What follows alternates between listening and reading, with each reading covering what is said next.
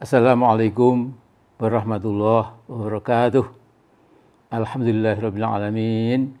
Wassalatu wassalamu ala asyrafil anbiya'i wal mursalin wa ala alihi wa sahbihi ajma'in. Amma ba'd. Saudaraku sebangsa dan setanah air, kali ini saya akan menyampaikan video yang enggak terlalu panjang, ya, yang tema atau judulnya itu adalah moratorium pembangunan IKN Nusantara sebagai sesuatu yang mutlak. Jadi saya ingin mengangkat masalah amat penting, yakni pembangunan ibu kota baru IKN Nusantara akhirnya akan diselesaikan oleh China atau China. Ini suatu perkembangan yang luar biasa, dahsyat dan bahayanya. Jadi oleh-oleh atau buah tangan yang dibawa Jokowi dan Luhut sepulang dari misi Muhibah ke China pada akhir Juli lalu, itu tadi ya, telah disepakati oleh China bahwa China akan membantu penyelesaian pembangunan IKN Nusantara di Kalimantan Timur. Nah, menurut Luhut, semuanya bakal selesai dalam tempo 6 bulan kalau sudah diambil alih oleh China. Nah, sejak jadi presiden pada Oktober 2014, Jokowi selalu menoleh ke China untuk meminta pertolongan, dan Jokowi menjadikan China bagaikan saudara tua nan beribawa, katakanlah sebagai big and elder brother, ya. Jadi abang andalan. Malah saya menduga ada tim-tim kecil dari Indonesia yang secara periodik sowan ke Beijing untuk mendapatkan pesan-pesan, pengarahan, mungkin juga peringatan apa yang mesti dilakukan oleh Indonesia. Nah, hubungan mesra Jakarta-Beijing bisa kita lihat bahwa sejak jadi presiden, Jokowi itu sudah belasan kali sowan ke China. Ini luar biasa juga. Ya.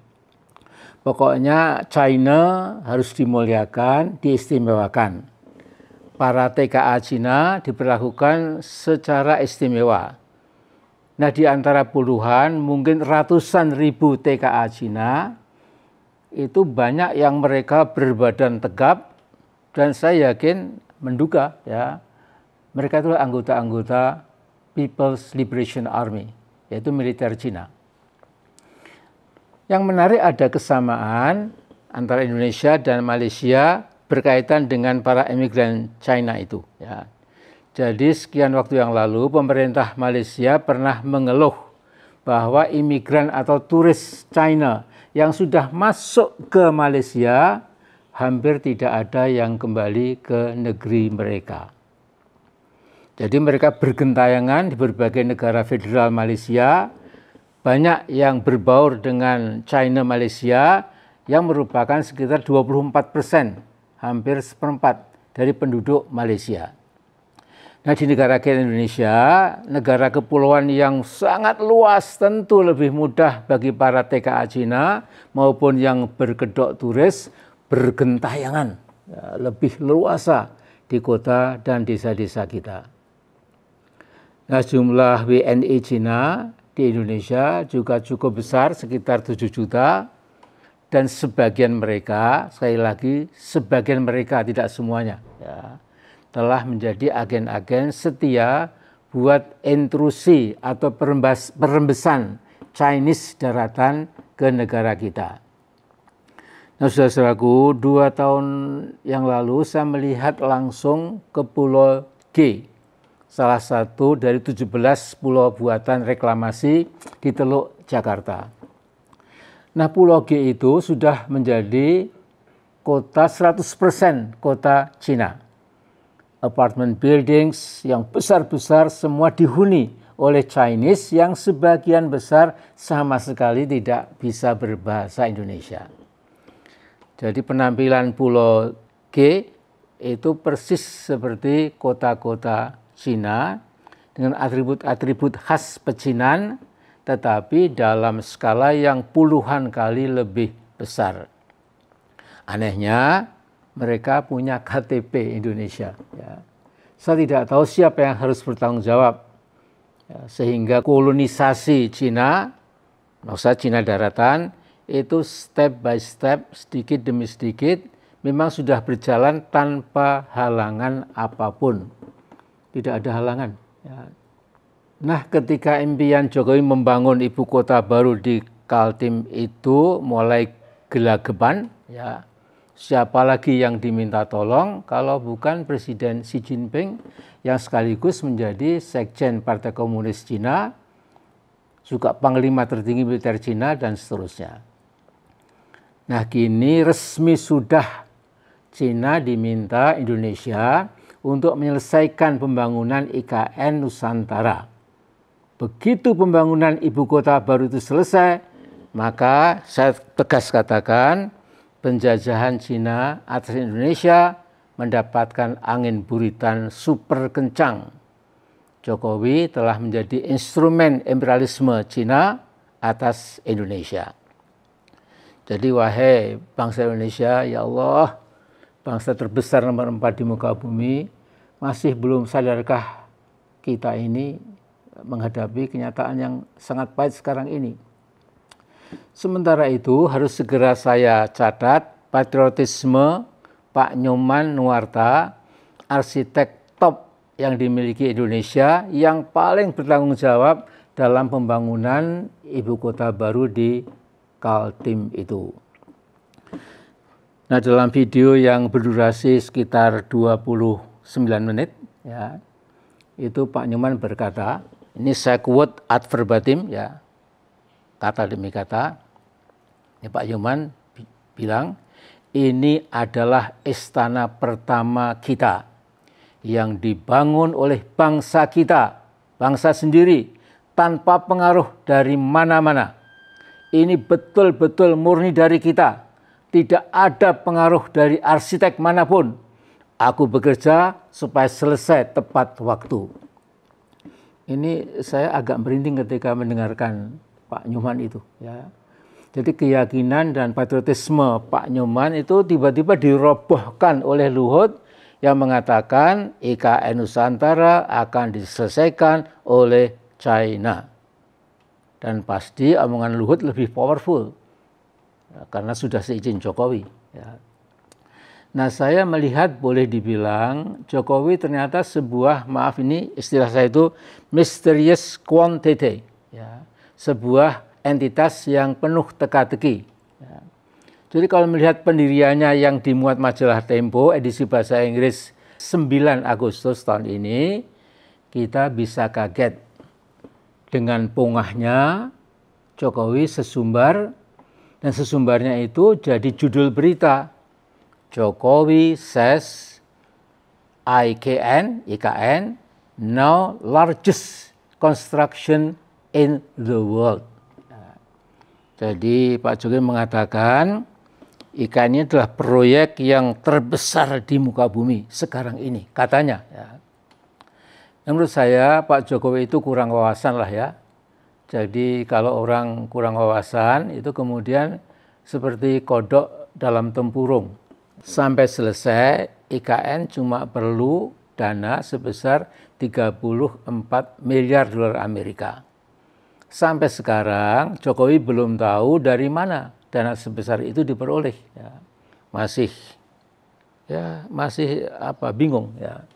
Bahkan pergi ke Singapura ya, untuk menawar-nawarkan orang-orang Singapura supaya banyak-banyak bangun rumah dan pindah, ya. Menawarkan hak guna bangunan, hak guna usaha yang sampai ratusan tahun yang nggak masuk akal. Ya. Nah, saya kira ini memang kurang wawasan. Jadi coba bandingkan ya Pak Jokowi dengan bangunan-bangunan yang sedang dibangun sekarang ini oleh Qatar seusai membangun beberapa stadium untuk Piala Dunia tahun 2022 kemarin. Ya. Nah, Qatar sekarang sedang membangun, ya, sekarang ini, jadi masih going on, ya, itu kompleks perhotelan, kompleks pertokoan super megah dengan biaya 123 miliar dolar. Jadi 3,5 kali biaya IKN. Ya. Dan juga jangan pernah dibandingkan dengan berbagai pembangunan yang sedang berjalan sekarang ini di Saudi Arabia. Sejak dari kompleks perhotelan, objek turisme, berbagai taman, menara, lapangan terbang, kompleks perhotelan, dan segala macam di sebuah pulau di Laut Merah, maka dana yang sudah dan akan dikeluarkan lebih dari 500 miliar dolar. Jadi ini kan berkali-kali. Jadi jangan menyangka, waduh kita sudah luar biasa. Jadi kadang-kadang kita agak malu ya. Nah, jadi memang Mas Jokowi itu nampaknya memang kurang wawasan, ya berkesimpulan tidak ada pembangunan di muka bumi yang melebihi dahsyatnya pembangunan IKN. Nah, saya tidak tahu tentang civil engineering atau architecture, ya saya orang awam ya. Tetapi ketika saya bolak-balik membaca ini perencanaan pembangunan Ibu Kota Nusantara IKN diterbitkan oleh Otorita Ibu Kota Nusantara setebal 20 halaman. Saya segera berkesimpulan bahwa IKN Nusantara memang proyek ngelindur seperti kata Rizal Ramli. Uang membangun kereta api cepat Bandung Jakarta yang tingkat kesulitannya jauh lebih kecil dibanding IKN, jadwalnya sudah molor, biaya membengkak, dan entah berapa kali jadwal peresmiannya ditunda-tunda terus. Dulu duet kompak Jokowi Xi Jinping yang rencananya akan meresmikan peluncuran kereta api cepat buatan Tiongkok itu mestinya disampaikan ketika ada conference G20, ya, G20 di Bali. Ternyata batal karena yang belum siap. Ya. Kemudian duet ini ya sedianya Agustus juga belum siap, katanya September ya kalau betul-betul kejadian ya. Jadi saudaraku, ternyata kita melihat Pak Jokowi itu ya memang tadi ya maaf ya kurang wawasan lah ya. Saya nggak mengatakan lebih dari itu ya. Bahkan Faisal Basri juga pernah mengatakan sampai hari kiamat ya, itu modal yang dilepaskan oleh Indonesia ya, untuk kereta api cepat Cina Jakarta-Bandung itu belum bisa balik modal. Ya. Ini istilah orang awam. Ya. Nah sesungguhnya itu Pak Yunan, ex-Menhub, pernah mengatakan kereta api cepat itu tidak dibutuhkan. Pak Ignatius Jonan tegas dan jujur mengatakan bahwa di Jawa kereta api cepat model Cina itu tidak diperlukan. Ya, ini Pak Yunan ahli kereta api, ahli komunikasi kereta api. Ya, jangan diremehkan. Tapi karena Luhut jauh lebih powerful, maka masukan Pak Yunan dibuang ke tong sampah. Jadi ya Allah, ya jadi bangsa Indonesia yang saya hormati, saya cintai, mengapa kita semua kok seperti tidak memahami bahaya imperialisme ekonomi Cina yang sudah jelas-jelas kasat mata ya, dengan mengangkangi berbagai sumber daya alam kita, semisal batu bara, nikel, boksit, hutan kita, perkebunan kita, pertanian kita, perbankan kita, etc., etc. Jadi saya segera mengakhiri bahwa mari kita imbau supaya ada moratorium, hentikan dulu. Ya. Nanti kita lihat kembali kalau kocek kita memang sudah punya untuk itu, ya, maka bisa diteruskan. Ya. Dan Pak Jokowi tidak usah malu, ya, karena memang itulah yang kita hadapi. Ya. Daripada uang dihambur-hamburkan ke proyek yang saya kira makin tidak jelas juntrungannya itu, mengapa tidak untuk menolong ibu-ibu di desa-desa yang anak-anaknya stunting itu ada mungkin puluhan juta ya. Atau mengapa tidak membuka lapangan kerja ya, dengan duit sebesar itu untuk kaum buruh kita yang demikian merana kehidupannya seolah-olah tidak punya masa depan ya. Dan segala macam Anda lebih tahu dari saya ya. Jadi saya kira moratorium ikan Nusantara ini sesuatu yang pasti. Kemudian teman-teman saya, saudara-saudara di Kalimantan, Borneo, jangan menganggap kemudian saya tidak bangga. Saya bangga. Ya, cuma kenyataannya memang kita masih harus hutang, uangnya belum jelas. Padahal Borneo adalah salah satu, bukan salah satu pulau terbesar ya, di Indonesia ini yang simpanan dalam tanah Borneo itu segala macam ada gitu. Jadi kita bersyukur ya pada Allah atas karunia Allah yang maha murah itu buat bangsa Indonesia. Karena itu jangan disemena-menakan, jangan gegabah, jangan kufur nikmat ya. Karena itu sesuatu yang memang dilarang ya di dalam agama. Nah kemudian daripada uang yang nggak jelas itu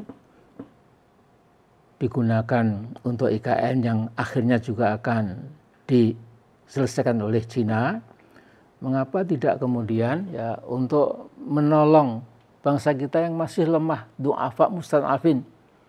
Ya, Anda lebih tahu dari saya lah ya statistiknya itu ya. Nah, padahal Nabi kita Sallallahu Alaihi Wasallam itu pernah bersabda, irhamu man fil ard yarhamkum man fis sama. Ya. Jadi kasihanilah ya, bersimpatilah ya, kepada orang-orang atau penduduk di bumi ini ya. Niscaya Allah akan memuliakan kamu di akhirat kelak. Jadi yarhamkum man fis sama. Jadi Allah akan berikan rahmat ya, barokah, petunjuk dalam arti luas ya kepada orang-orang yang membela kaum du'afa. Itu dulu saya kira, mohon maaf kalau banyak yang berkenan, tapi ini harus saya ucapkan. Assalamualaikum warahmatullahi wabarakatuh.